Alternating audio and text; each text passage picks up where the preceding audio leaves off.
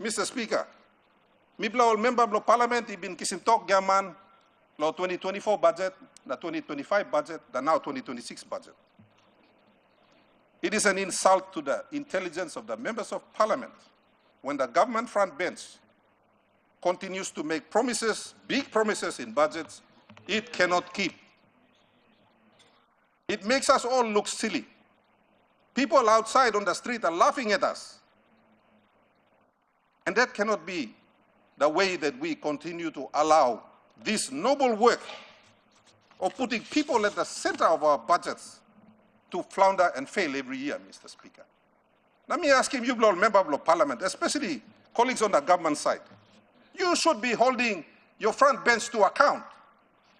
No can lari mipla opposition kam na karim heavy pla work lo lug lo country. I mean a work blo mipla one and work blo yumi olgata. So I appeal to you, honorable leaders, think of your people. 16 provinces will receive less money in next year's budget than the Prime Minister's own office. Thank you, Mr. Speaker.